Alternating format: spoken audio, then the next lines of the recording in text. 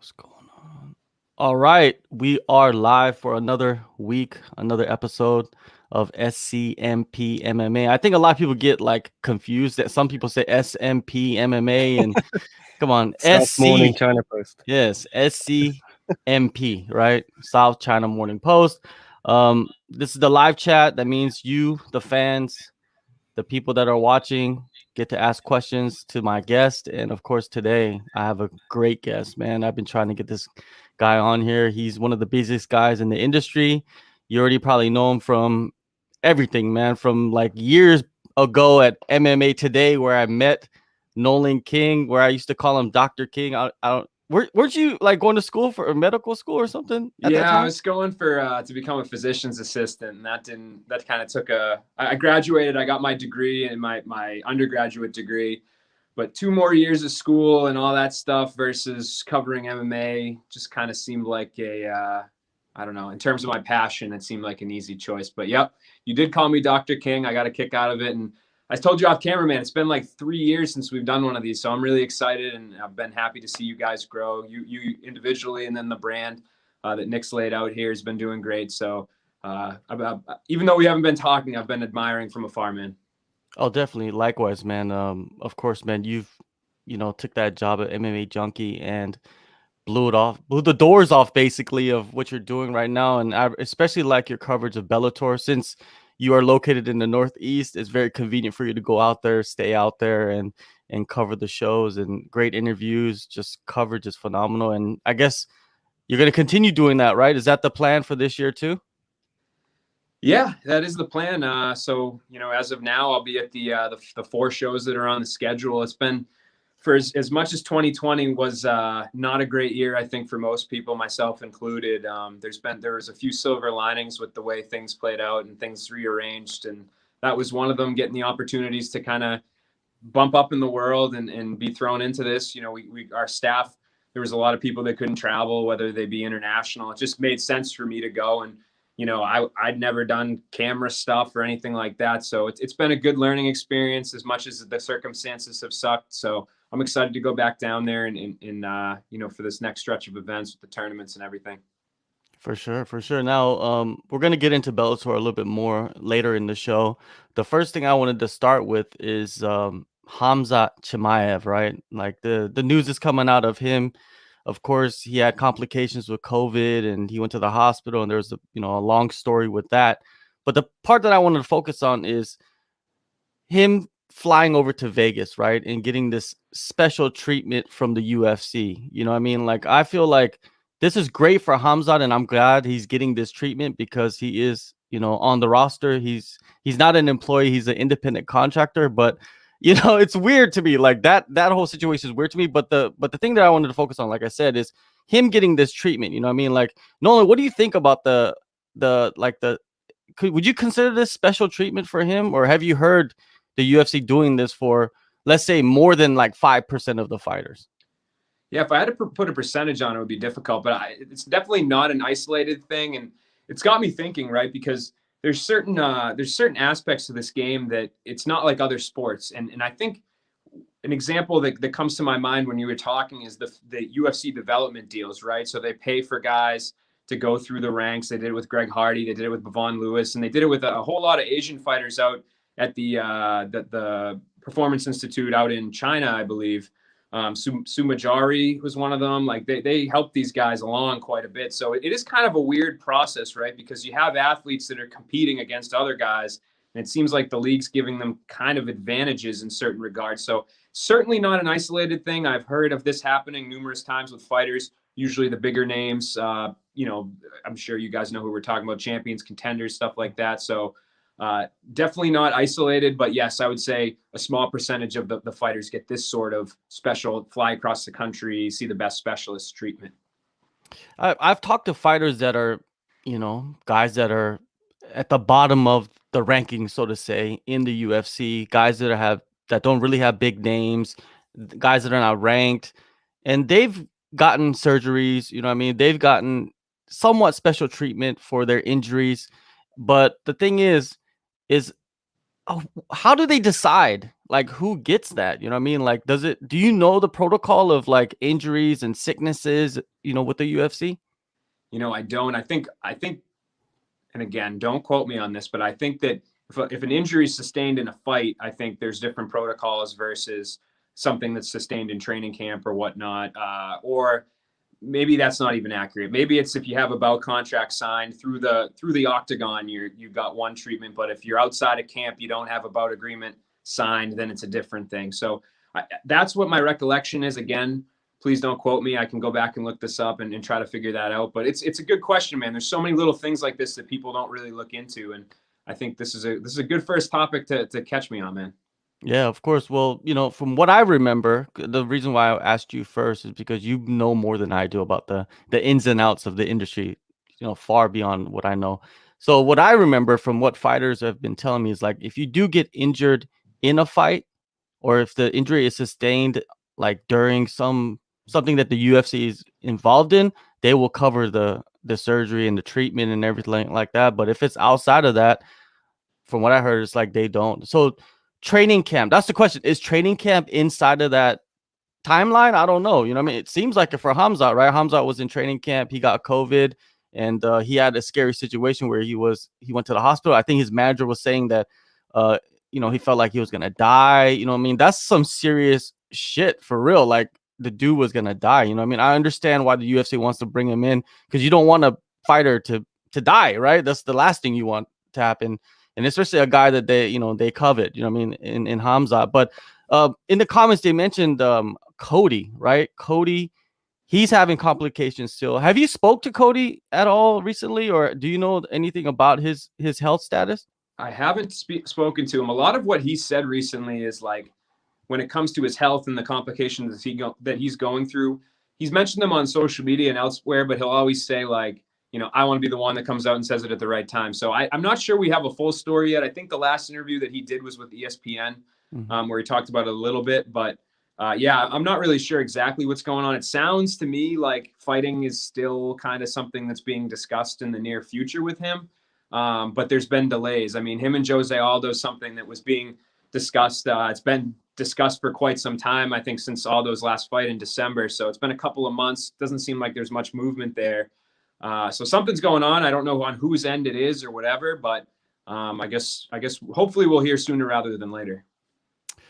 With Khamzat, hopefully he does get over there safely, and then they get him into the PI. But we know that the PI is for sports performance. It's not for viruses and pandemics and diseases and whatever. You know what I mean? Like, are they gonna bring in like doctors? Is the UFC like they're paid like that? Like they're gonna bring some COVID doctor to treat Khamzat, and whatever they learn from that, they're gonna treat other fighters with? Maybe this could be a step towards helping the fighters if they do contract COVID, to help monitor them, to help like recover faster. This could be a possibility, right? With Khamzat. Khamzat might be the first guy. Would this be right? Is he patient zero, like for treatment? I don't know. For the UFC, is this a possibility? They got the money, right? You're making me put my doctor hat on early here. You already asked me the medical questions, but yeah, it's interesting. I mean, we were talking among our staff, and I feel like, there's so many different variables here. Obviously, he's a young guy, he's athletic, so you'd think, man, like he's not necessarily the stereotypical group that a lot of times people think, oh, only these certain groups of people are going to get COVID. I think it shows you that kind of anybody can get it, even if you're healthy. With that said, I don't know if the strain and the amount of cardiovascular activity that somebody like him does, if you have COVID, like how much does that harm you? You know what I mean? If your body's recovering and you're out rolling on the mats every day and really going 110%, like who knows what kind of, issues you can deal with from not letting yourself heal properly. So for me, there's a certain, I would be very interested to see that. Like, sure, he's healthy, he's young, anybody can get COVID. But on the other hand, is him being so healthy in his lifestyle actually hurting him? Is it making it worse? So I would be as interested as you to see what patient zero's protocol was from an actual doctor. And especially with training camp, all these fighters are depleted, right? They're depleted. They're cutting weight most of the time, or they're losing weight, and losing weight is not really helpful for your immune system. So if you did have long-lasting effects or symptoms from contracting COVID, it could get worse as you go through training camp. And I'm wondering what the what the percentages, the winning percentages, is for fighters that contracted COVID and came back and fought. I don't think it's very high. Have you looked into that any? I haven't. I know Bloody Elbow has a compiled list of all the fighters and the cases and stuff of COVID that we know about. I would assume there's quite a lot of cases that we don't know about as well between gyms and whatnot. And so I think that's interesting. You know, I don't know. That's a good one, John. You know, that might be a project for another day. Yeah, that could be something that you could put out there. Hey, Nick, do you think you could pull that article up from Bloody Elbow so we could read through it? Because I think that's interesting to see the winning percentage or just fighters that come back quick after contracting COVID. And we know that this virus, it affects everybody differently, right? I could contract COVID and not even feel a thing, and then someone that's the highest level fighter in the world could contract it and get complications. And we've seen it with Cody Garbrandt and Hamza Chimaev. I hope both those guys recover quick, because it seems like they've been just having problems after problems after problem. And also it could be that they're not following the advice of the doctors. Who knows, you know what I mean, what the situation is, right? They're human beings. They're fighters, so they're very stubborn, and they're mentally like they probably could think they could defeat COVID on their own with just health and exercise and good eating, right? But that's not the case. And yeah, let's read through this. Let's see what this says. Yeah, I think they've done a pretty good job of really comprehensively going through and you know, even with this stuff. Yeah, see, it even says what their next appearance is. So these are the more recent ones, I'm guessing, the more recent pullouts. Oh, these are the pullouts, right? That's right. That's right. So yeah, I think these are all cases, but it also says, like, you know, next fight in the second to last category. So I think a lot of these are the more recent ones, but maybe if we scroll down a little bit, it'll show some of the guys that have fought since then. A lot of possibles. Well, Anthony Hernandez, I'd interviewed him before his last fight, and he just submitted, or he just made history by submitting Rodolfo Vieira, first, the first ADCC champion to be submitted in the UFC. And Anthony, he had COVID. So he's a case where he came back from COVID and did really well. But let's see these other guys. I don't really see these other guys winning their next fights. Or have these guys just been pulled? So I think it's in chronological order. So a lot of the guys that have pulled out in the last couple of months haven't been rebooked. So Bilal was the one who caught COVID. He came back and won his fight. He won that fight. I gotta update that. Yeah, and Dwight, he didn't fight. No. So it's mixed results then. It's not like, it doesn't seem like, because the first two guys we just saw on the list, they won their fights coming back from COVID. Right. So and I'm sure it's varying degrees too. Like, you know, obviously there's some fighters you talk to that are like, yeah, I showed up for fight week. I feel fine. I still, you know, I still do. And then there's other guys that are like, yeah, I was on my deathbed. I felt like I was going to die. You know, Juan Archuleta for Bellator was one of them too. When I spoke to him a couple of days before the fight, he was talking about how he went to a 4th of July party and he was out partying with people on the beach or something. And then he got COVID, and he said it was like the worst thing ever. He was thrown up forever and ever. And I think that's why his title fight ended up getting delayed with Patchy Mix because of that. So sure, there's varying degrees, varying results, and COVID just keeps on being confusing, man. Well, no matter what, you know, I hope that this, you know, Hamza Chimaev situation helps out the rest of the roster. You know, whatever they find out from their research and their tests or whatever they're going to do with Hamza, you know what I mean? Like, it seems like that they're really trying to get something out of it. So let's see what you get out of it, UFC. Let's see you guys benefit from helping this guy out. But, you know, I wish they would at least, the UFC, you know, I wish they would at least treat 10% of their fighters this way. You know what I mean? Like, it doesn't seem like they do that for the fighters. And, you know, us, we're like, fighters are first, right? Like, without the fighters, we have nothing to cover. So you said earlier you wouldn't put a number on it, but I don't even think 10% of the roster gets this treatment. Do you think so?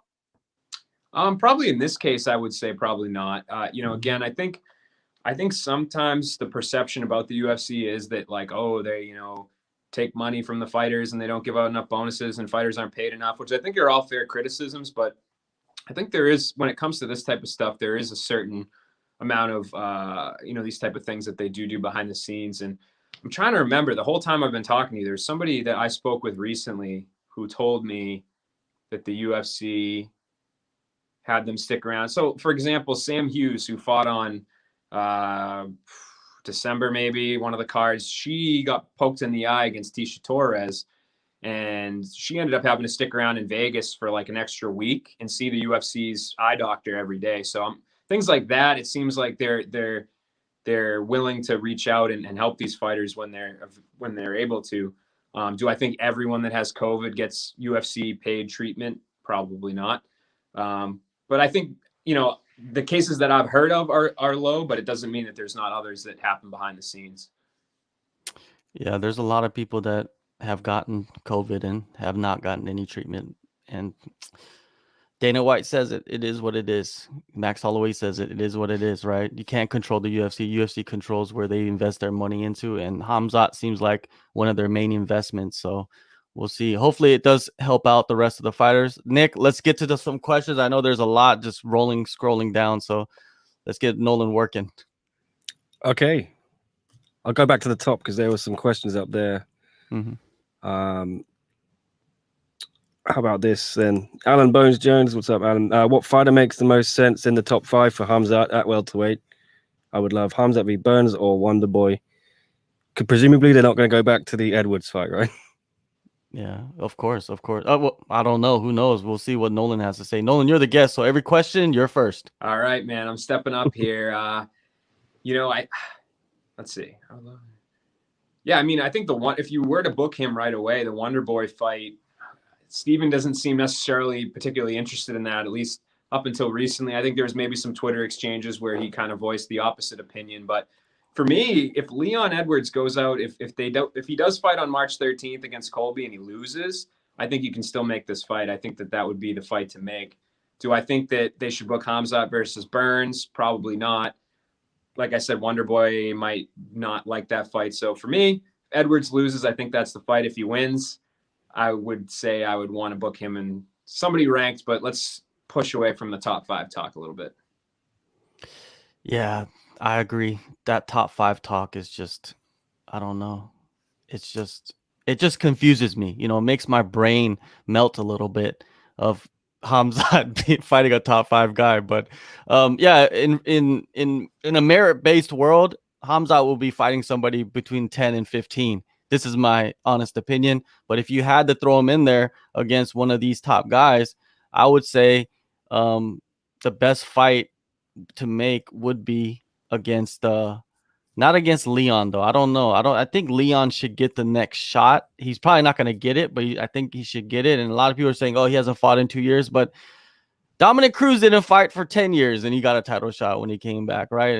And I thought I'd rather see Khamzat fight for the title than Dominic Cruz come back, at an old age, beat up and fighting for the title. But anyways, Khamzat should be fighting.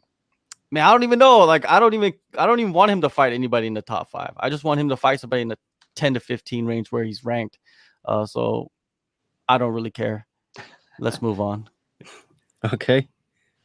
We got one from Jin Karasu here saying, what does Nolan think of Carla Esparza saying on Instagram she accepted a title fight for the January 8 card 2021, a card that didn't exist? That is interesting. Was that a recent post? I'll have to go back and look. I know she had kind of hinted at one, right, a little while back, and that was around the time that Rose and Weili and Carla were all kind of in that triple threat of fights, and that was if that's the post that this person is referring to, there was a lot of talk at that time. It was very much open in terms of Joanna versus Weili versus Rose had kind of stalled, and then Carla kind of came into the picture, and so there was some legitimacy there, and I'm sure that trickled. All 3 of them have the same manager, so I'm sure there was some talk between them all about what was going to happen and who was ready and who wasn't. So I'm guessing that might have been what she was referring to. I'm looking up the post now just so I can give you a little bit more concrete information. Yeah. But I can't see the post. I can't find it for some reason. I remember. Let's see. Was it a comment? But anyways, like with So there was a post yeah. that she made on December 17th, 2020 that says, I was offered this title fight on 3 weeks notice and accepted, though it didn't pan out. I've accepted every opponent I've ever been offered, blah, blah, blah. So maybe it was an estimate. Maybe it was like, you know, it should have been 4 weeks or it should have been 2 weeks or whatever. You'd have to go back and look at the events. It must have been 4 weeks. So maybe she underestimated it. Maybe she was talking about whatever fight is pictured here in the post. I don't, who knows? So I don't know. Long babbling answer short. I don't know. Well, Nolan, you know more than anyone, like there's always discussions going on for fights, dates, locations, right? Sometimes they don't get it done until like maybe 2 months out, right? A location and a date, and main events and stuff like that. So it could have been, been discussed. And like you said, how tricky is that, Nolan? You got 3 fighters, 3 of the best fighters in the division in the same organization, and you have to manage all three of them. Like, how do you even do that? How do you even like decide like, oh, okay, you're going to get the title shot, or I'm going to, it's like, that's a very difficult position to be in as a manager. And he's one of the best managers. If you look at his roster, he has great fighters and he has champions, but man, I feel like someone's feelings are going to get hurt when they actually announce this fight. If it's going to be Carla, it's going to be Rose, someone's going to get hurt, someone's feelings, right? Yeah. I mean, it's interesting, right? And it's something that you're not the first person to have asked me this. And I honestly don't know how somebody would manage through this. But if you look at it, it's kind of interesting. Sucker Punch has actually pretty much had the entire lineage of the UFC strawweight title. Like Joanna was with them when she won. Esparza was the champ before her. Rose, Weili. So I'm sure it's not the first time they've necessarily dealt with this. And the fact that these fighters, the 3 that I'm talking about, are with them and stick with them, makes me think that they're at least maybe just being honest with all the parties involved. So again, I can't speak to it. It's definitely a tricky situation. It's just, it's a position that I wouldn't envy. I would not want to be in that seat, trying to make figure this thing out and the logistics of it. All right, let's go to the next one. Let's see what we got. Okay, we got more questions here. Let me just find another one. We got Dorji. What's up, Dorji? Good to see you again. Over in India, asking, does John Jones become the new heavyweight champ when he fights the winner of Stipe Francis? And can he clean up the division with some pretty bad, young and hungry fighters like Blades and Cyril Gane, etc.? That's a good question right there. And in my head, my like instinct when I read that, there's 2 thoughts that come to my mind. One, and they're conflicting. One is Johnny Jones. John Jones is the GOAT. Got to give it to him. On the other hand, moving up to heavyweight, I feel like is so much different than moving up from other weight. If a welterweight moves to middleweight or a featherweight moves to lightweight, I mean, you're talking about having to rebuild your entire frame, your entire skill set, and moving up 50 pounds, whatever, of power.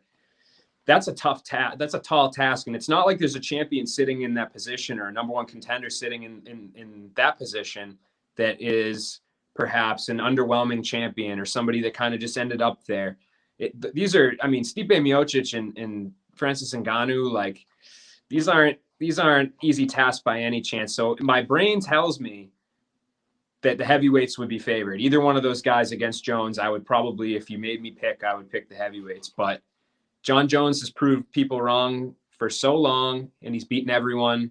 So we don't really have a sample size to say, hey, he struggled with this, that, or the other thing. Sure, recently he's had some more difficult tasks in Dominic Reyes, Thiago Santos, but we haven't seen the heavyweight John Jones and the skills that he presents. I'm sure there's going to be a lot of things he does at heavyweight that nobody else does. And John Jones has been fighting heavyweights all his life. Look at both of his brothers. They're legit heavyweights, both of them. They're massive, just gigantic people. Now with John Jones, I look at it like this. If John Jones decides today, like, I'm done, like, I'm not even going to fight at heavyweight, you already put him on Mount Rushmore. You already do. It's just, if you don't, then I don't know if you've been watching the sport for the last 5-10 years, right? This dude has just done some phenomenal things. Now, if he continues and he does what Dorji says, he goes up there, beats Stipe or Francis and defends the title a few more times, let's look at MMA as a building or a skyscraper. If John Jones does that, he's sitting in the penthouse all alone. Nobody's even close to him. No, not even close. You know, Khabib, it doesn't matter who you think is the best fighter right now. Nobody will be close to him. And it'll take a phenom, a phenomenal fighter to come along and beat that and take his spot as the greatest of all time. Right now, he's one of the greatest of all time, but if he does that, he is the greatest of all time. There's no argument. Let's go to the next one. Let's pop it off. Okay. More John Jones theme here. Why not? Alan Bones Jones, a relative of John Bones Jones, a cousin. His cousin. How would John Jones versus Volkov go? As I think Volkov can give any heavyweight a run for their money as long as they aren't high-level wrestlers. That'd be tough. I mean, Jones obviously would never have dealt with somebody with that sort of length. I think that would maybe stylistically be, I don't want to say more intriguing, because like a beast like Stipe or if Francis coming at Jones, I think would be intriguing within itself. But having somebody fight Jones that takes away a lot of the stylistic advantages that Jones has would be very interesting. Like I said earlier, Jones would present a lot of things to the heavyweight division that not a lot of guys have.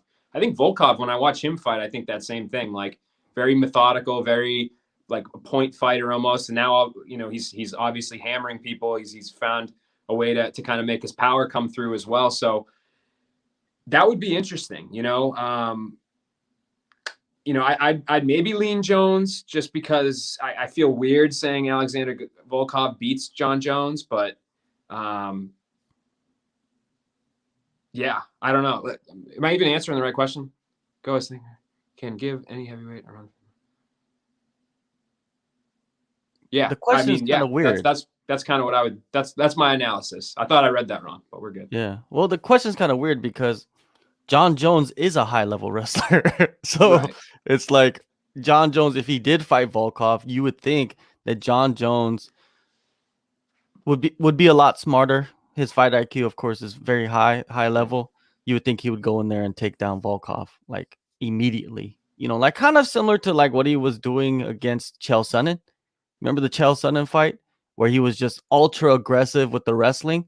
And if he does that against Volkov, I don't think Volkov would be able to handle that for very long because John Jones would be just relentless with it, right? He was so relentless against Chael that he blew off his toe going for takedowns. Like that's how angry he was against Chael. So against Volkov, I could see him just doing the same thing. Volkov, he's a good fighter, and I feel like if he's able to stick around, he'll eventually fight for the title. I think if he's able to stick around and not leave the UFC, I feel like he can work himself up to fighting for the title. Just how things work out sometimes with matchmaking and COVID and people switching spots and stuff like that.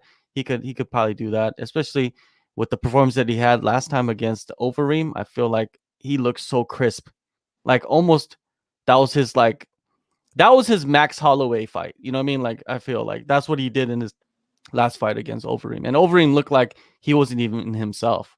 It was weird. That was the weirdest Overeem performance I've seen.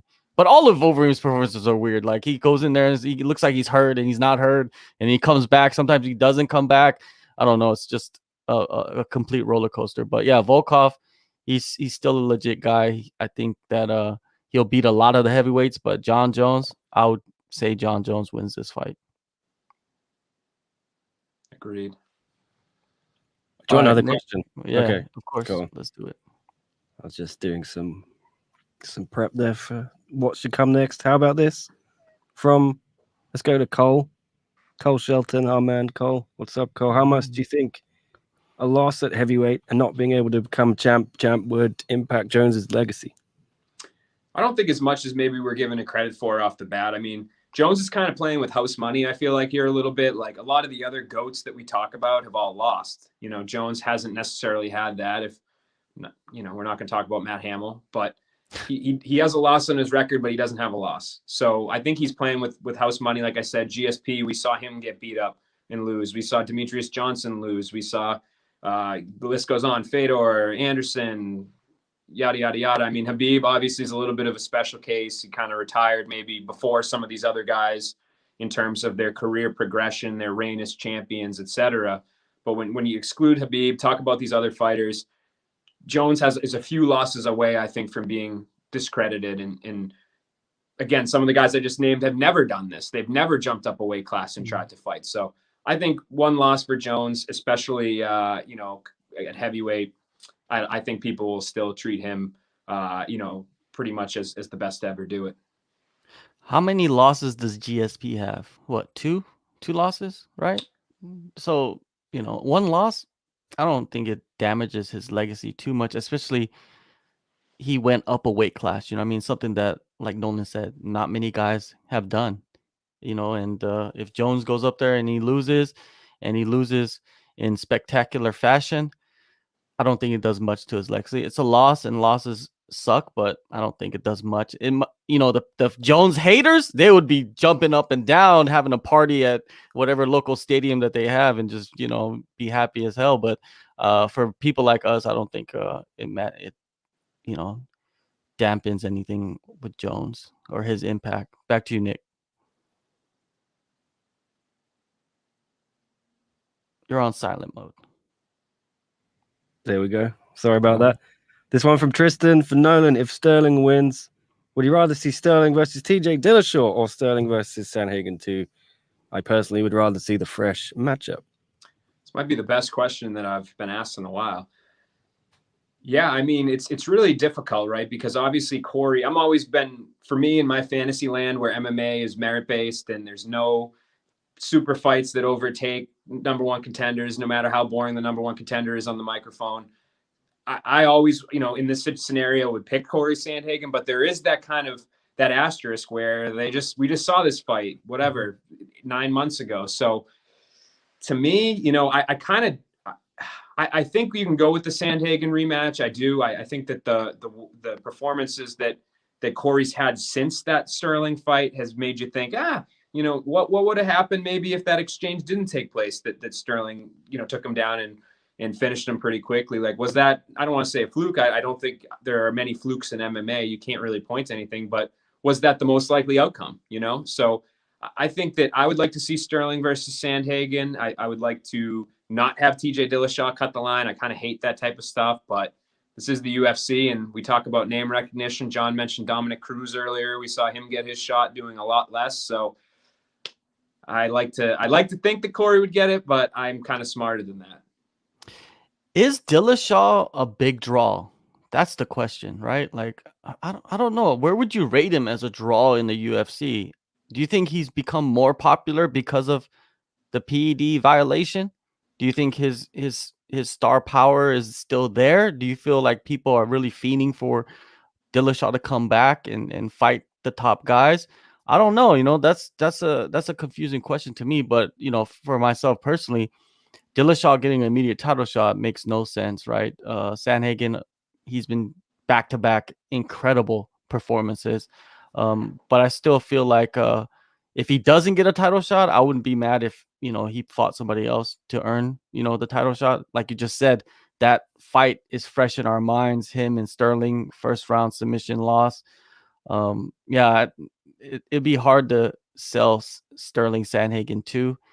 That's why I think, you know, it contradicts what I said earlier, but I feel like Sterling could fight Dillashaw if he wins the fight. You know, I mean, I feel like if Peter Yan wins if Peter Yan beats Sterling, I could see the UFC kind of pushing for Dillashaw to fight the winner of that, you know, even with Peter Yan holding the title. So, yeah, they must love Dillashaw. I don't know, like, what he did. Does he have secrets on employees at the UFC? I have no idea, right? But he must be doing something right because they're immediately talking about him fighting a top 5 guy.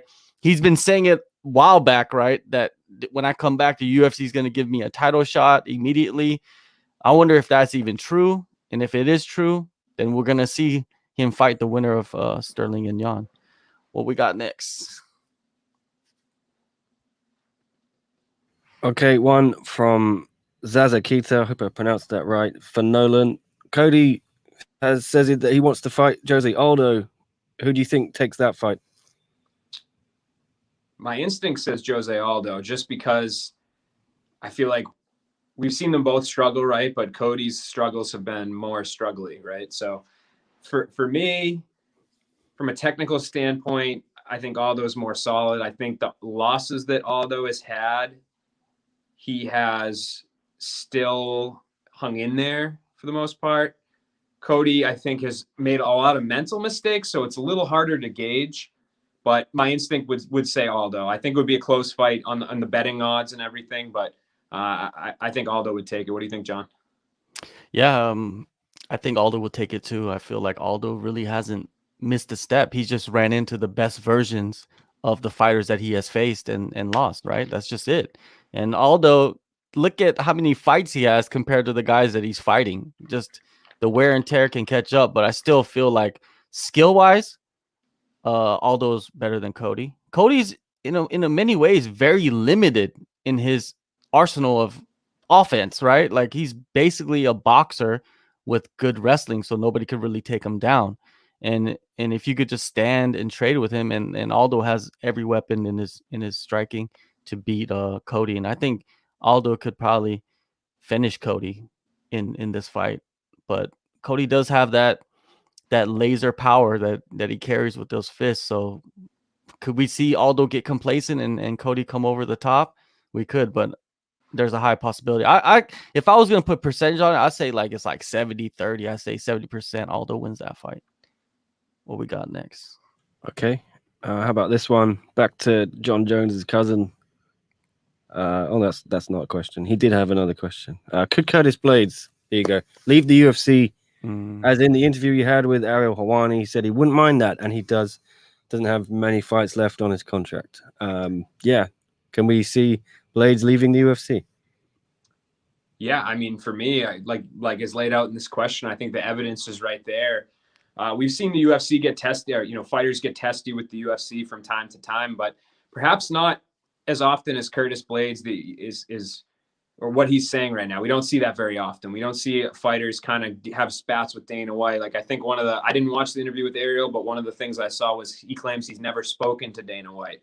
Now he's saying, again, I didn't watch this, but if this is true, to me, that's not the type of stuff the UFC loves to hear. Now, if it was Hamza Chimaev saying this or Conor McGregor saying this, it would be different. But it's also a fighter that Dana's criticized for the excitement factor, right? And right now at heavyweight, there's a lot of good fighters at the top of that division. It's not what it used to be a couple of years ago where you didn't matter who was in the division. You needed some good heavyweights. So for me, seeing this type of stuff, it would certainly not be surprising. The question is could, and I think definitely could. Yeah, well, you've seen it. I mean? Like, I could see him going over to the PFL and winning $1 million in a span of 6 months or something. Like, why would you not take that opportunity? Especially like, I just recently interviewed Jakar Close, and he was very candid about the approach that the UFC takes on championship fights. And he said that, man, I'm not even like chasing after the title anymore, man. The system is rigged. Like, I'm here to make money. So basically, even him, he's looking for his way out. I mean, he's going to fight out his contract and get paid and everything. And if he probably wants to stay in the UFC, but if it comes down to it, I think Cole Shelton he did an interview with Jakar, and I think he did say he was going to test free agency. But for him, like Curtis is at the top of the division, right? And he is open and very candid about his situation. And I'm glad that the fighters can do this. I mean, there's other promotions where fighters are saying something, and then next thing they're locked out of their contracts and they're sitting on the bench for like 5 years, right? The UFC is not going to do that to Curtis. So hopefully Curtis gets this fight out the way, wins this fight. I don't know if he's going to win this fight, but I'm just saying, like, in the best case scenario, he wins this fight and says, okay, they're not going to give me another title shot, or they're not going to give me a title shot, even though I win every single fight from here on. Why not just leave and go to PFL and chase after the $1 million, or go to Bellator, where everybody's talking about the promotion treats me much better than the UFC did, stuff like that. It all, fighters talk to each other, right? So I could see that as possibilities coming up soon for Curtis Blades. I don't know. I think his days could be numbered in the UFC, but not from the UFC standpoint. It's more of himself. Like, okay, I'm done. I'm done with dealing with this bullshit. I'm out of here. And that's his, he's entitled to that. And I think it could be a big payday for him too, if he does leave. What's next? You want another one? Okay, from Ghost Phantom 98. I think I deciphered that username correctly, hopefully. What is the point of the GOAT talk? All you guys value different things, so it's always going to be a never-ending conversation. Yeah, is this pointless, Nolan? I totally agree with the second sentence there. You know, it's always going to be a never-ending conversation. But I've never been the person to get angry about this either. I see some people on Twitter that get mad whenever this is brought up, like, why are you comparing this? And I mean, it's just kind of supposed to be fun at the end of the day, right? Aren't we supposed to kind of have somewhat of an enjoyment or somewhat of a you know, kind of fantasy opinions about things? So for me, the point is, I guess, just giving people something to talk about, kind of people giving their own opinions on what outweighs what in a fight and what means. I mean, we have this in all sports, right? We have it in football right now. We have Tom Brady's the GOAT and all that stuff. So obviously football, there's a lot of different positions and there's a lot of different things you have to do, but you can still kind of compare them. So for me, yeah, it's always going to be a never-ending conversation. There's no right or wrong answer. Somebody tells me GSP's their GOAT, Mighty Mouse is the GOAT. You know, okay, maybe there are some wrong answers, but there's a lot of right ones too. And so for me, it's fun. I don't get the anger towards the question, but I understand that, yes, in its entirety, it is kind of a little bit farcical as well. Yes, Artem Lobov is the GOAT. If you know Yes. anything about the sport, we know that. But yeah, we seen it recently, like you said, with Tom Brady. They're comparing Tom Brady across a different sport with basketball with Michael Jordan, right? Once you get to that point of like who's the greatest of all time, just in sports in general, it's just for fun, man. It's not like you're right or you're wrong. It's just your opinion, and that's what at the end of the day, that's what we have. That's all we have is our opinions, and to be able to express them freely. So we're just lucky to do that. Anyways, with the GOAT talk, it's hard to say who's the GOAT, but we just do it for fun because most of the time the people watching bring it up. You know what I mean? So what can we do? We just gotta talk about it. What's next? What we got? I got a few more. Mhm. How about this? Zaza Keita again. For Nolan, do you like KZ v Calvin Keita? Both got their asses handed to them their last fight. Who do you think takes it? I love that matchup. You know, sometimes the UFC doesn't love going loser versus loser, but for me, I've always enjoyed matchups that kind of have guys that are, you know, on the similar momentum swing, right? So both guys need a rebound fight. I think it kind of is doubling down almost. It makes it twice as important for them to get the win, and especially at this. I mean, you cannot argue with anybody in that top 10 placing them against anyone else in terms of entertainment. But in particular, Korean Zombie and Cater, that seems like a really fun matchup from a technical standpoint.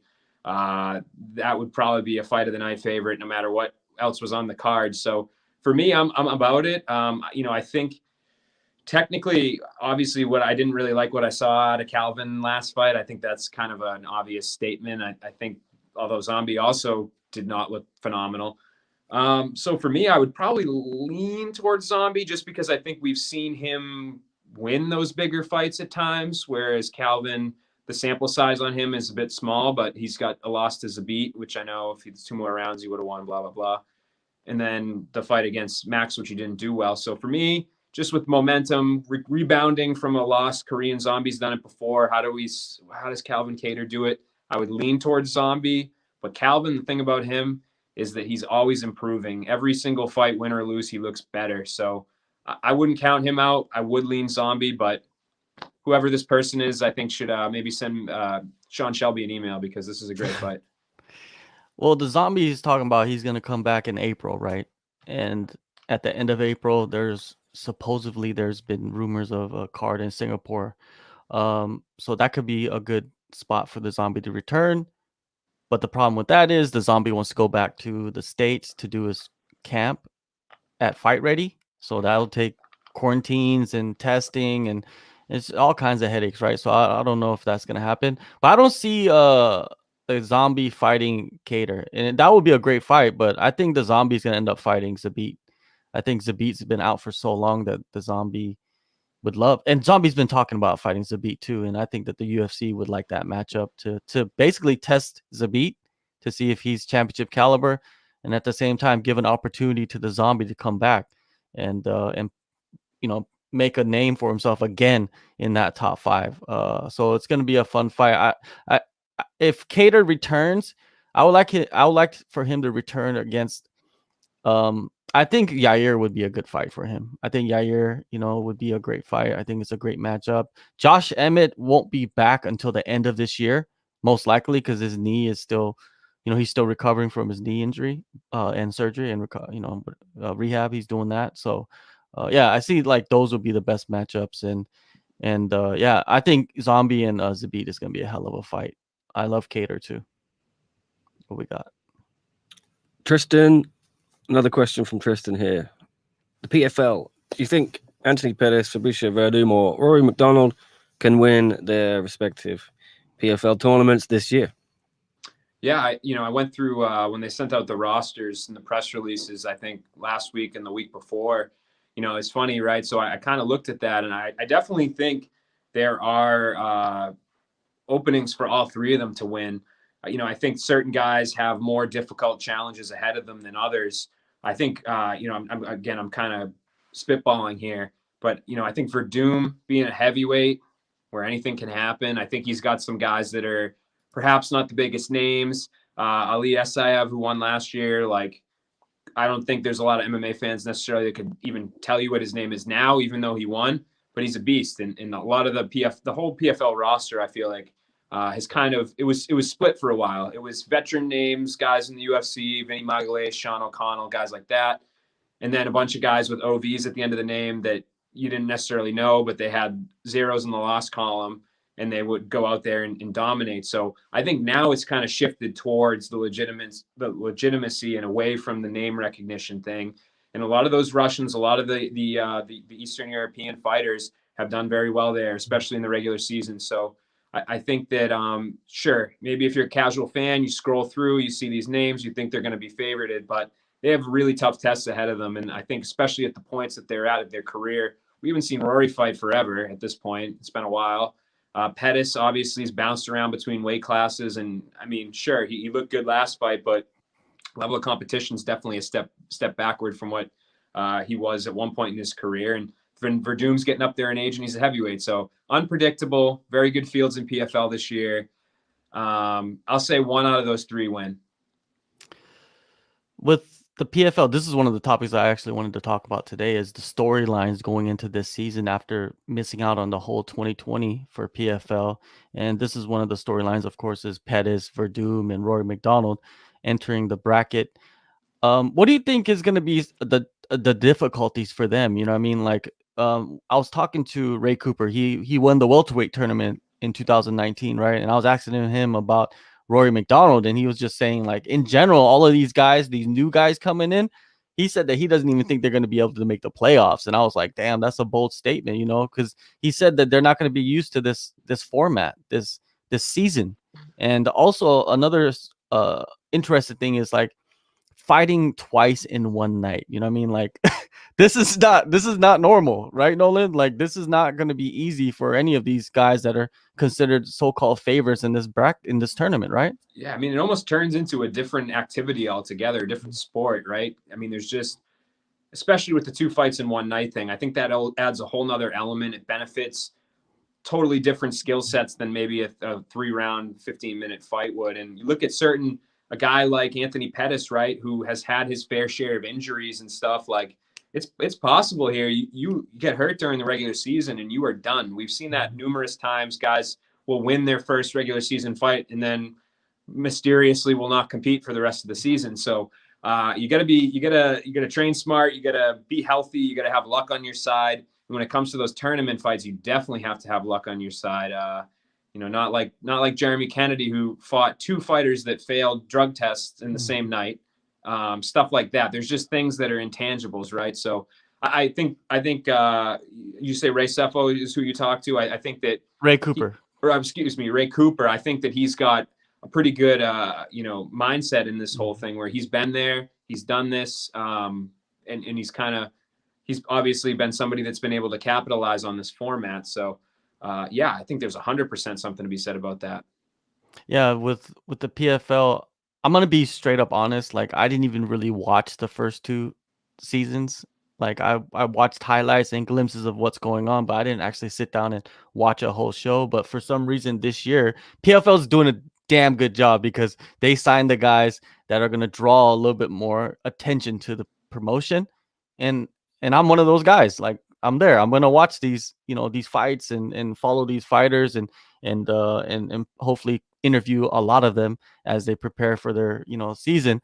But yeah, like another thing with this is the points. You know what I mean? Like a lot of these guys, like another Ray Cooper, man, is like, go and watch that interview if you like. I want to promote myself on my show, so it's like, go watch the interview. But Ray brings up all these great points. Like, it's a point system.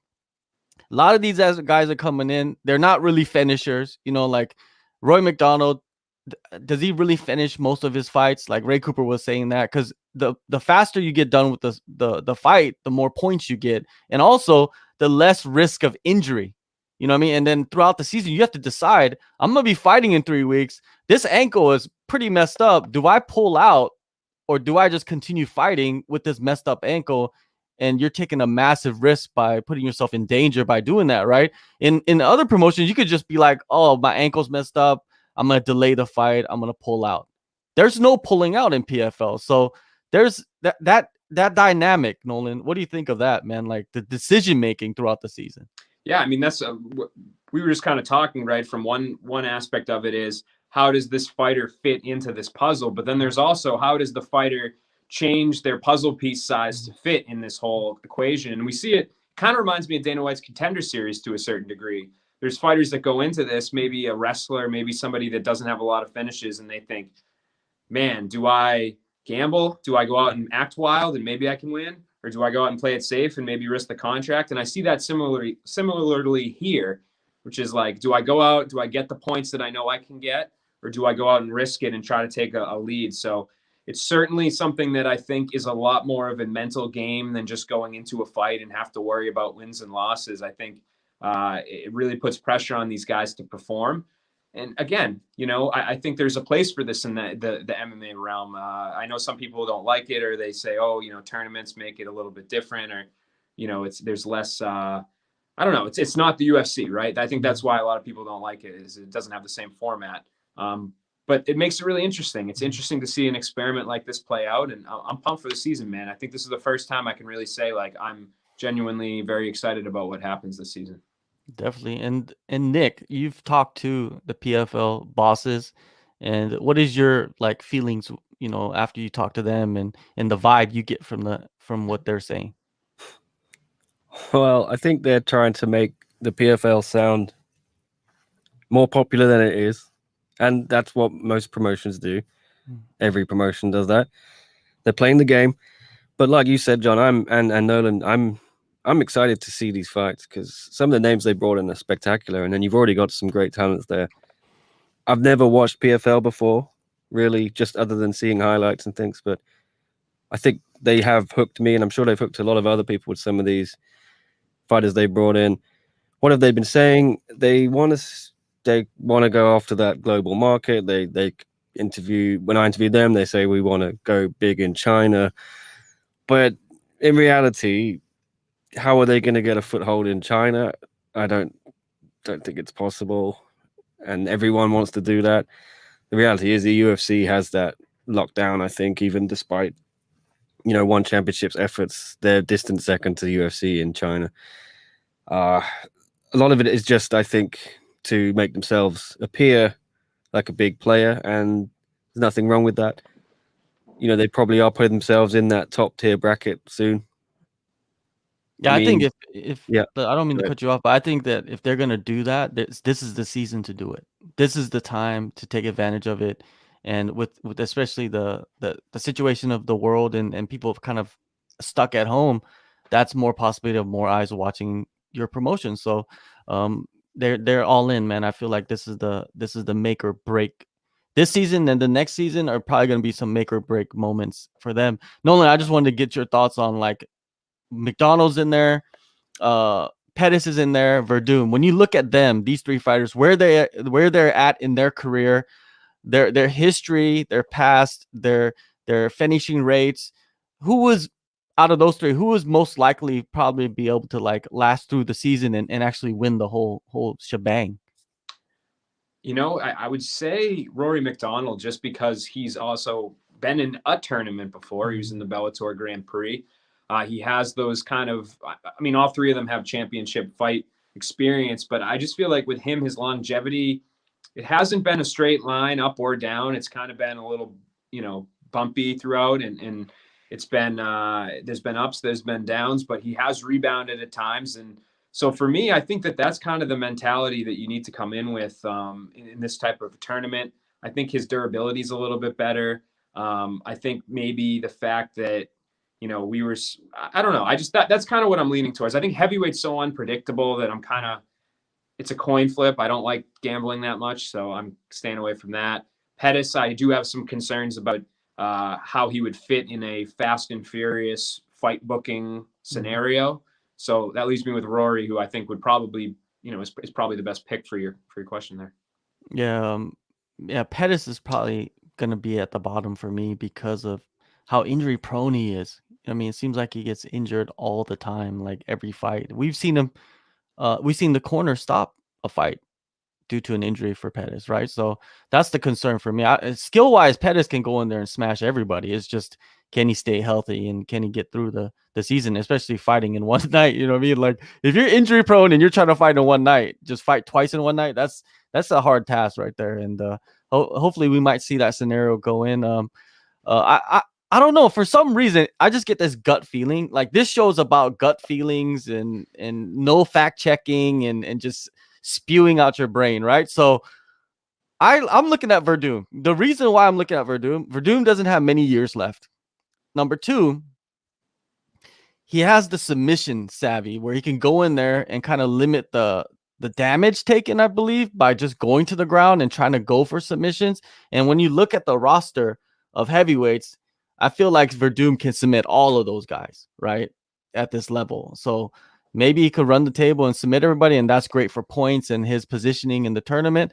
And this is the way I look at it. I just get that gut feeling that Verdum is going to go in there and do a great job. But who knows, man? He could go out there in the first fight and get knocked out clean. It's just that's one thing great about this tournament too, is like there's guys that many people don't know their names, but they're great fighters. They're really great fighters. They're really skilled. And we're going to be able to see that against the higher caliber guys like Verdum, like Pettis, like Rory McDonald. So, yeah, anyways, yeah, that's the PFL talk. We're going to talk more about PFL in the future. It's just as the season get closer, we'll get into it. So what we got next in the questions, Nick? Why don't you do this PFL question quickly? Okay. Well, we're just coming off it. I don't know. Rory is the most seasoned, but do you guys think the damage he's accumulated is going to catch up with him since it's a tournament? Asks Z Scale 29. I think at some point it would, right? But I feel like we haven't necessarily seen that. He did obviously have a little dip when he lost his, in Bellator, losing the title and whatnot. So we've seen him get knocked down. We've seen him at times be very open about not being motivated, things like that. But we haven't really seen him, in my opinion, really break in terms of physically. So maybe at some point it will happen. But I think right now there's not really evidence for me to think that he's not a durable guy when it comes to getting punched in the face. Yeah, I think the only time we've seen him actually break a little bit or somewhat is the Robbie Lawler fight, where he just couldn't take it anymore, right? His pain threshold was exceeded. So yeah, Roy McDonald, we haven't seen him like completely slowed down, but we haven't seen him like he was, I guess, during his UFC run as much. What was his best performance in Bellator against what's his name? Who did he choke out? Just took him down and choked him out. He used to fight for the UFC too. Paul Daly. Yeah. Do you think like Paul Daly was his best performance in Bellator? It was up there. I'm thinking of the first time that he fought Douglas too. I think was kind of an incredible fight for him. Yeah, it wasn't the most exciting performance, but against a guy like Douglas Lima to kind of go in there and have a technical, well-rounded performance when that was his second Bellator fight. So that was kind of maybe the one that sticks out to me. But when you take somebody down and you submit them, with ease, that is in a category of its own. So I'd say either one of those. That 2-fight winning streak he had to get the title. What other, do we have any more PFL questions? Yeah, a couple of little ones I can pick out here. Alan was asking, could you see the PFL and Bellator or Rising doing some kind of co-promoted tournaments down the line? I mean, certainly the last two you named are very open to cross promotions, as we've seen with the fact that they've done multiple of them. But I think PFL right now is kind of sticking to the tournament format. If there was ever a year for them to branch out and move away from it, it would have been this year when, you know, these fighters needed fights and they had fighters at their disposal on their roster. So that would have been the time for me to say, okay, you know, maybe they're open to experimenting with other things by just holding one-off events, but that didn't happen. So for me, I don't know, maybe somewhere down the line they would want to do head-to-head with Bellator if the tournament thing doesn't work out, but I would say probably not. It's very rare to even have co-promotion between major promotions. Yeah, PFL, like Nolan said, they have a format. Why would you go away from your format? Something that makes you unique and do cross promotions that would not make sense for PFL. For Bellator and Ryzen, they've worked together before, so we know that that's going to continue. From behind the scenes, from what I've heard, is that, man, 2020 was going to be a big year for Bellator and Ryzen, but the pandemic just screwed that up. I wish we could just go back and do some revisionist. Is that what you call it? Revisionist history? I don't know. Well, anyways, altered dimensions where Bellator and Ryzen actually had a 2020 where they co-promoted a bunch of fights. We could have seen some spectacular things. But from what I heard, they're going to continue with the co-promotions and they're going to come to Asia and, they're going to send fighters over there. So it's going to be a lovely partnership or a marriage that's going to continue, I believe, for the next few years. And we'll see some great fights out of it. Do you want any more PFL? If there's PFL, let's do it. Okay, there was another from Alan a bit further up, just asking if you thought that did the PFL miss the boat on signing Yoel or Rumble when they had the chance? I mean, I think that in terms of free agents, a lot of times when we start having these conversations about, oh, so-and-so's left the UFC, they're a free agent, they're not necessarily a hot commodity. They're not necessarily, you know, when Lorenz Larkin was a free agent, things like that. Like, obviously a great fighter, but they didn't necessarily have that draw, or they didn't necessarily have the skill anymore. But I feel like both with Yoel and Rumble, like there's a lot of questions to be answered. There was a lot of intrigue on what their futures would have been in the UFC. So I think that they were very hot commodities. They would have made any promotion better. They would have upped the interest, either one of them. Which I think is why it's so impressive that Bellator grabbed them both and then matched them up. I think that was brilliant. You know, sometimes we don't see them capitalize on those moments historically. So sure, PFL, I don't know if you want to say drop the ball, but they either promotion would have missed out if they didn't sign one or both of these guys. I'm pretty sure that his managers, Johnson and Romero's managers, were talking to the PFL. That's like the two major promotions, right, that you're negotiating with outside the UFC is Bellator and PFL, especially in North America. So I'm pretty sure they were battling back and forth and negotiating, and the managers or the agents did a great job of getting the most money and the best situation for their fighters. So did they drop the ball?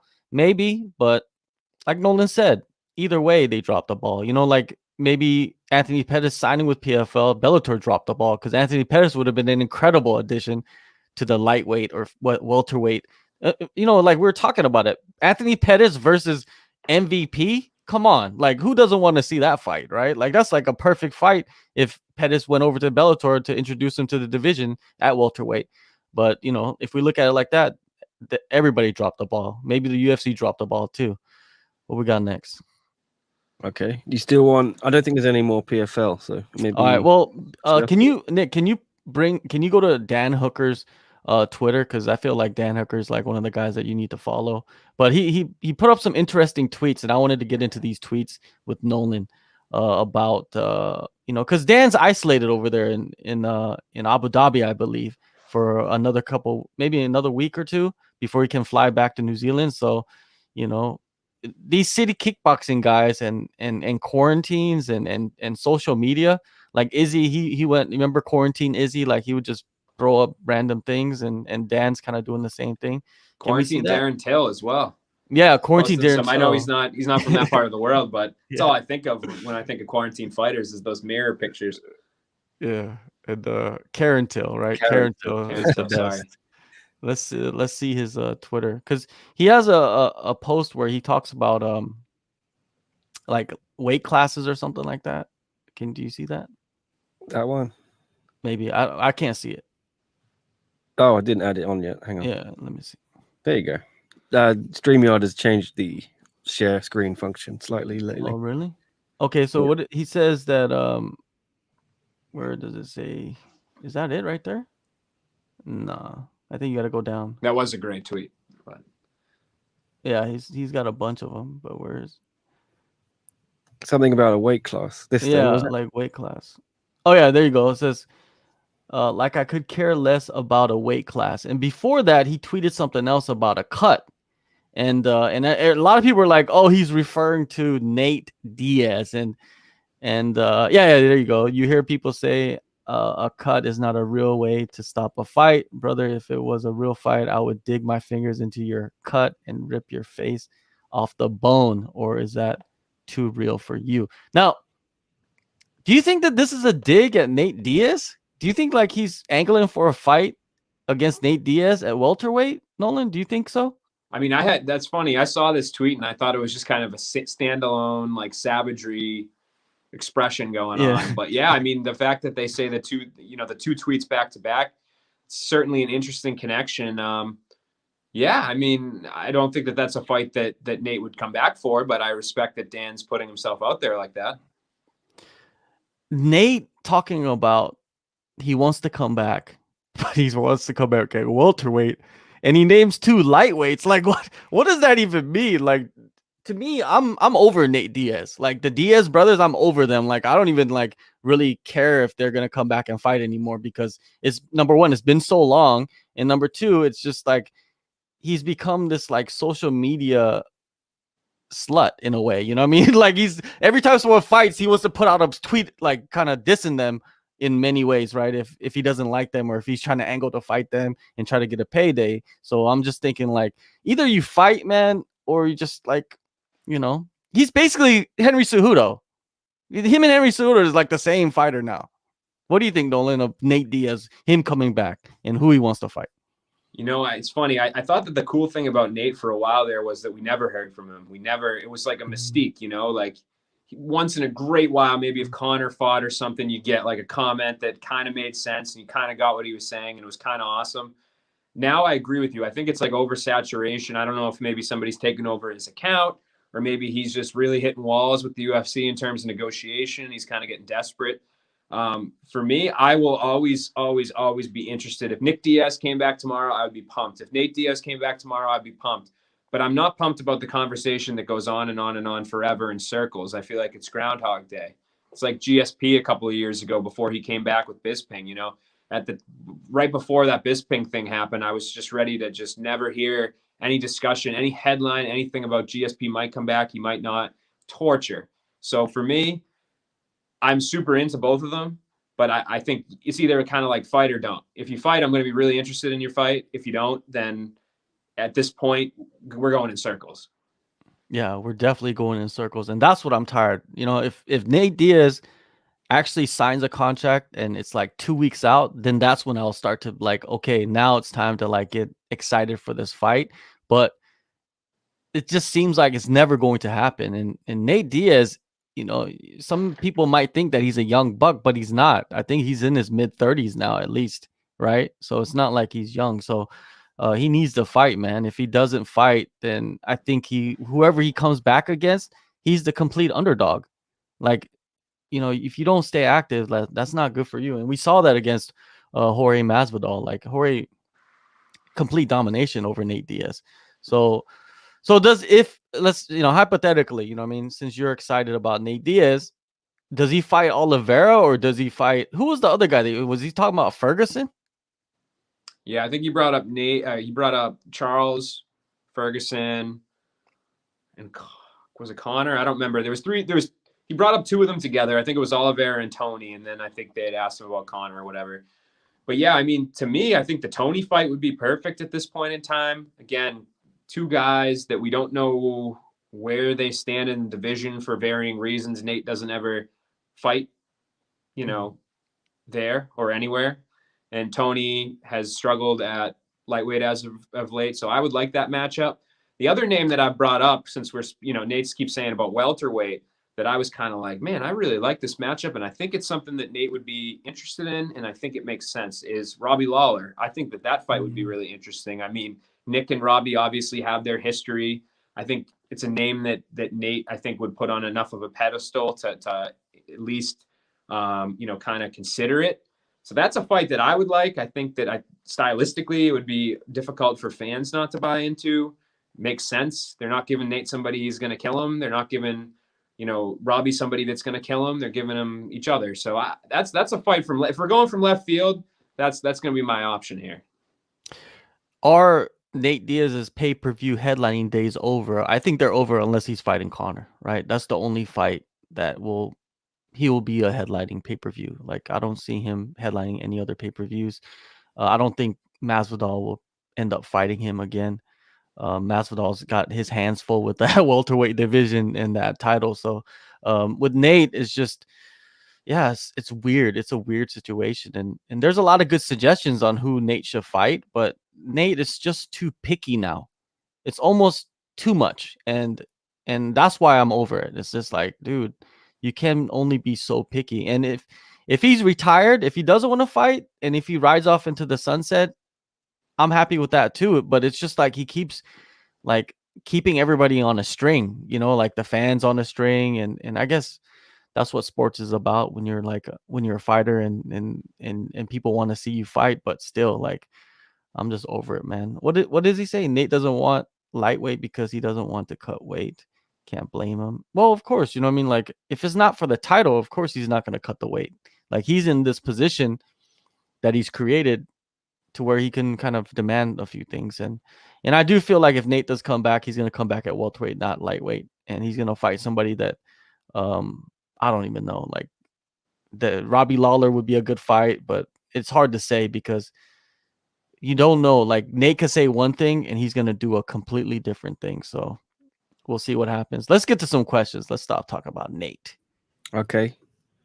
Well, another one from Z-Skill 29. Are Asian fighters polarizing figures in MMA because of COVID originating in China? I've seen some messed up things being said towards Asian fighters on social media. You guys are a lot more plugged in the scene than I am. I personally haven't seen this much, at least from, I don't know. What do you guys think? Maybe John. Well, I want to say it doesn't happen because I just haven't seen it. No, I've had people say it to me, you know what I mean, like online. So yeah, I'm not even Chinese, but like the face fits the face, I guess. I don't know. But yeah, like I don't know if it makes the Asian fighters more polarizing.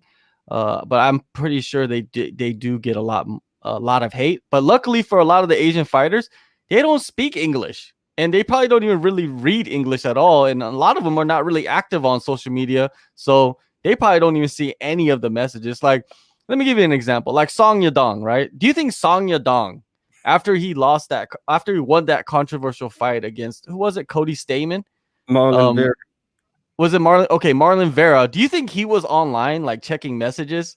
I'm pretty sure if there was a shitstorm, that would have been one of the big ones, right? But I don't think they're checking. I don't even think they really care. But maybe they become a target, like outside of MMA.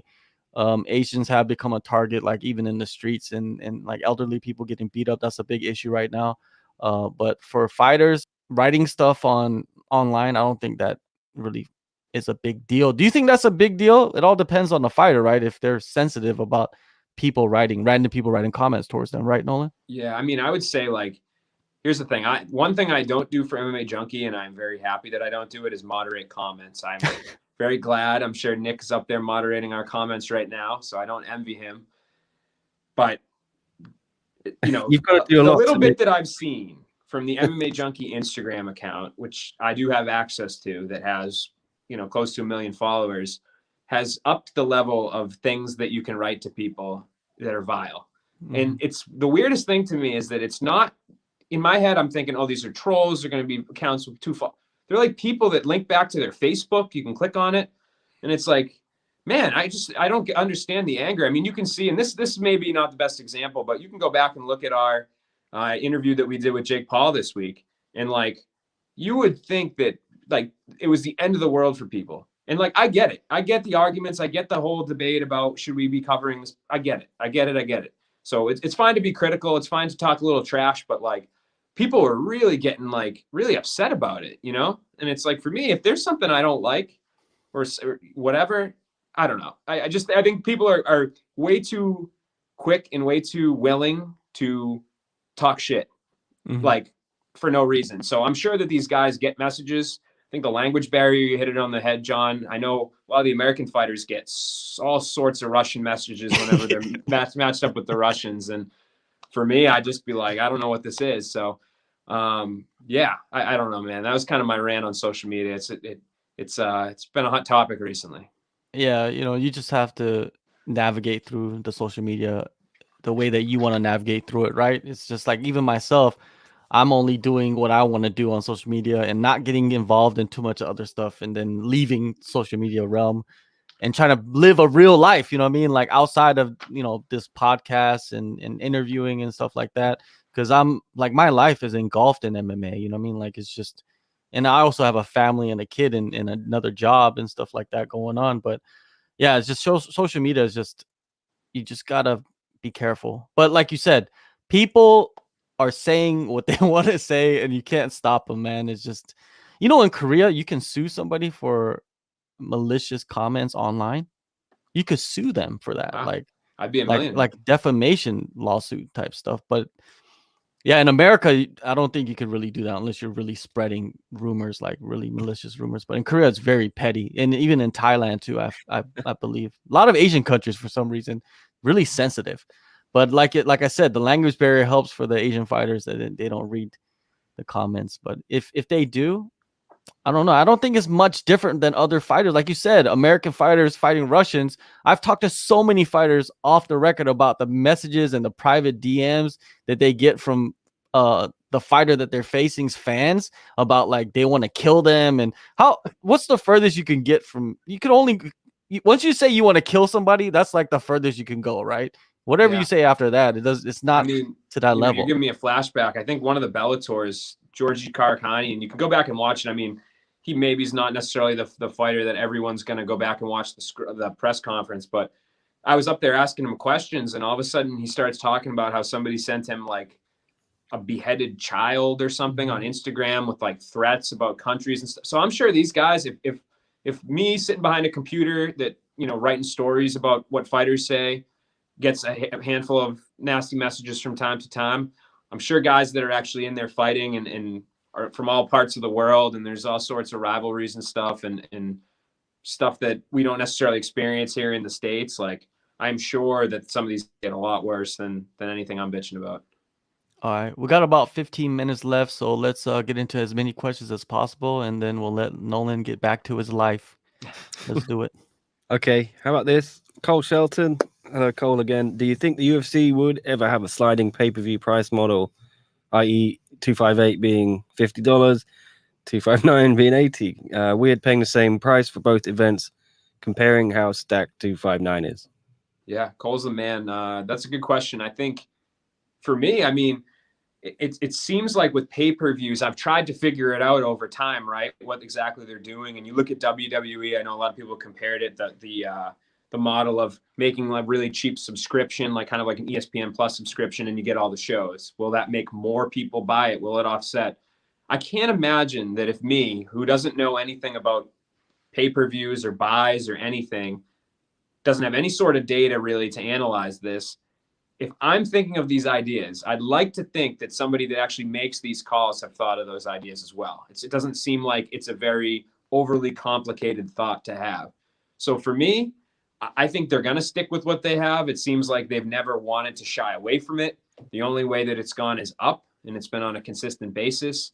So I would love that. I think that would be in the Nolan King run, UFC president Nolan King world, that would work out well. But I think they're just going to stick with what they have. I don't see that happening anytime soon.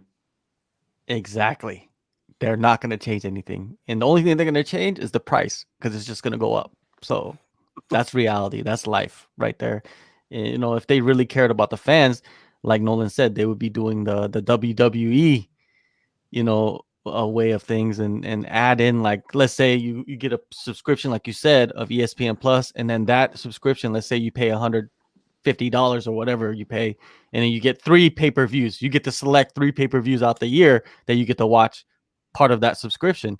If they love the fans, they would be doing that for us, right? But I don't think they love the fans as much as we love them, and that's just life in relationships. Now let's go to the next question. Okay, Tristan is asking for Nolan. Do you get any special perks interviewing fighters in general? Your Kevin Holland interviews are awesome. Any special access or signed items, maybe? No, nothing, man. There's been I'm trying to think. Maybe early on there was a couple times guys tried to send me stuff, and I've always been very not about that life. Like I even to the extent of anything, like I don't want to have any strings attached to my interviews at all. I don't want to feel like I'm doing them a favor beyond, just giving them exposure or whatever. So for me, no perks, nothing. Everything that is out there is done through relationship building, through putting out, I guess, good interviews that people like. I appreciate the comment. That was very nice of you.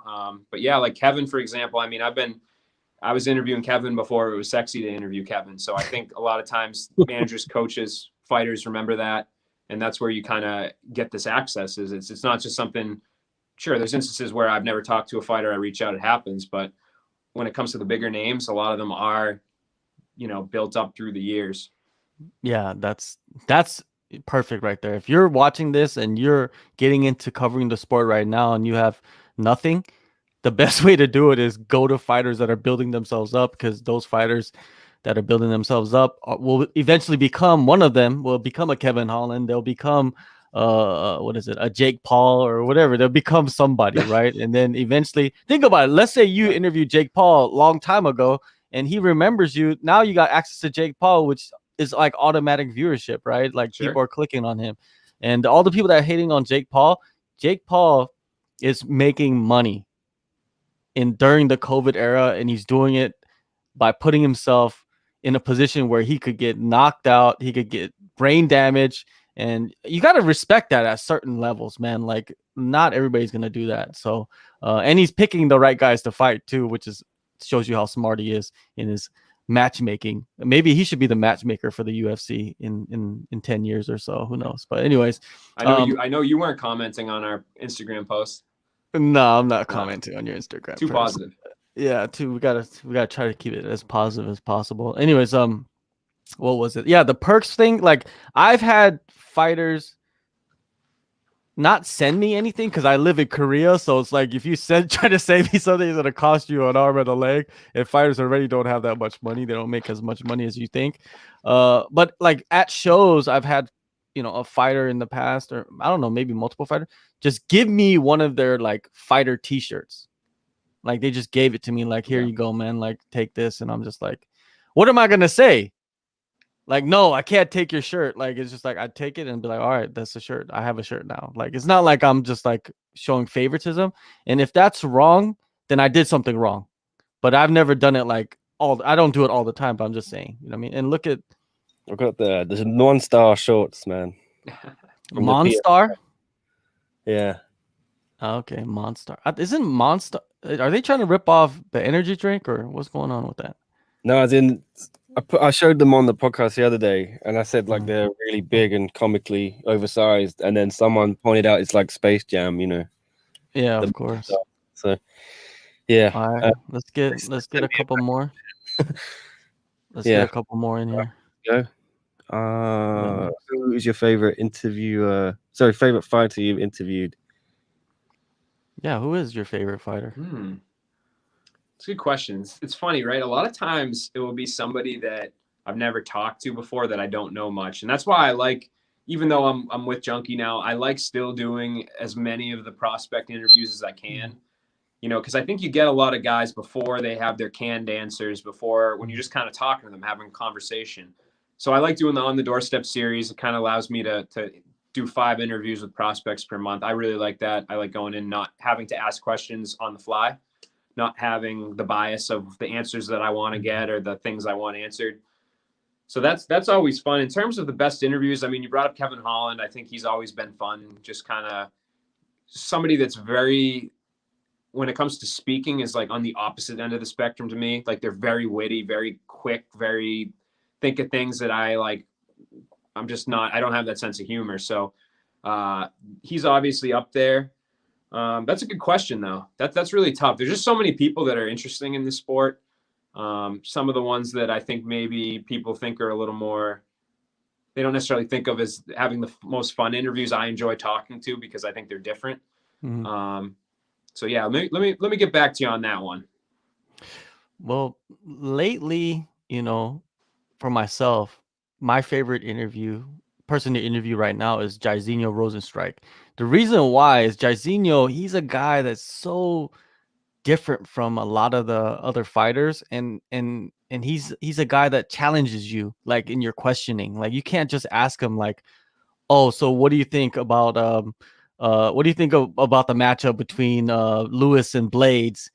You can't ask him that because he'll just be like, I don't care about that fight. Like that fight doesn't matter to me. Like if you're getting answers like that, you have to challenge yourself to create questions that this guy will actually talk for like multiple sentences in a row. There's certain guys you could interview and you could ask them like, hey, what's is it boxers or briefs? And they'll give you a 5-minute answer on that. You know what I mean? Just like it's so different from a lot of these fighters. And it does, like when you go into an interview and the guy's like a champion or a guy that has done like multiple interviews with ESPN and Junkie and MMA fighting, and now you got to go watch all of those interviews and then write notes down and then figure out like what can you ask that the other guys didn't ask yet, because you don't want to be repetitive, and that's also a challenge. And that's the challenge of interviewing like the bigger names, such as I just interviewed Jan Blachowicz, right? Luckily he hasn't done too many interviews yet ahead of his fight, so I could get in those like little what is it, toss-ups, you know what I mean, alley-oops, so to say, for Jan Blachowicz. But he's actually becoming a really good guy to interview too. Blachowicz, he's opening up. Yeah, and he's very candid. That's all you can expect from a fighter, is to be candid. And if they are putting on a facade, then they go full facade, like in Tropic Thunder. You never go full retard, but you do have to go full retard. Just like, like a Colby Covington, right? Like, him now as this character. So if you interview him, and I've never interviewed him, I would expect that character 100%. You know what I mean? Like, that's what I want from Colby if I did interview him. Have you interviewed him, Nolan? I haven't. No. Mm-hmm. I know I've heard from people that have interviewed him over the years that he's very different from the persona. So yeah, maybe someday. I know he's not maybe doing as much media these days as he used to. My understanding is he's kind of very select, but he's on my bucket list for sure. Looping back to what you said though, I thought of 2 names. Bobby Green is awesome. I know it's recency bias. He just did the media route, the media ringer last week for the fight that ended up not happening, but man, I get a kick out of him. He's just, every answer is just hilarious. I don't know if he's always been like this and I've just never noticed, but it seems like recently he's just on a roll. Like I think the virtual media day, he was doing something where he's humping the air or something. I saw clips of it, but I get a kick out of him. And then on the opposite end of the spectrum, one of the guys that I thought it was like a challenge for me was Tanner Boser. I don't know if it was very difficult for me to interview. And it was like almost like flipping the question in directions that I didn't expect it to go. It was just small talk even before the interview. I was like, how are you enjoying Boston? It was in person. I was like, how are you enjoying Boston? It must be nice not having a, kind of cut weight, kind of see the city or whatever. And he was like, you think it's nice to get hit in the head by a 265-pound guy or something like that? And I was just like, whoa, and the interview is but the thing is, he thinks about it. He thinks about the questions. That was what I really liked about him. He wasn't just going to give you an answer that he had planned 20 minutes ago and given to 30 other people. He's giving you something unique. So I always, again, maybe it doesn't stick out to the viewers, but stuff like that, I love it. I love the challenge. I love somebody thinking about what I'm asking them and really trying to put their personality into it. He wasn't trying to be fake or anything. It was who he was. Yeah, you're right, Tanner. I've interviewed him a few times too, and he's not an easy interview, but it challenges you, and I feel like those challenges make the interview much better. And like you said, they think about it. Tanner's not a guy that just listens to you and just responds. Like, he will think about like what you say, and then if it sounds stupid, he'll kind of give you like a backhanded answer, you know, and I like that too because it creates some of the comedic moments, I guess, throughout the interview. And another interview that a guy that I interview a lot, or have interviewed a lot, is Dan Hooker. Man, he's a great interview. Like the guy knows how to like talk. He knows how to banter, and he knows how to kind of pick his shots. And he thinks about the questions, you know, when you ask them too. It's not like he just has canned responses. But yeah. Anyways, Cole was mentioning in the chats about perks. Like he mentioned one good perk. He says some perks of interviewing people is that they make time for you, and that's true. And Nolan probably knows that too. Is like guys that you know and you have back and forth with them, and you have a good working relationship. Those guys will interview with you, you know, when they would probably not make time for someone that they've never talked to at all. So yeah. So what's the next question? What we got? We got maybe one more question and then we're done. Let's do it. Okay. Pressure. One more. I might actually have to leave you after I read the question. I've got an interview now with one. All right, that's fine. So, all right. Well, this is a lot of pressure to pick a good one to end on. Okay. For Nolan, okay. There's a lot for you. How about this? We haven't answered one from Randy yet. So, Randy, I would really like to see a 165 weight division. Do you think this is a possibility in the next few years? I would like to see it as well. And my answer, I could go on for days, but the answer is no. I think Dana White is so vehemently against certain things, and weight classes are one of them. I think that we will see a new weight class eventually, but I think it would more likely be women's atom weight than it would be one of the in-between men's divisions.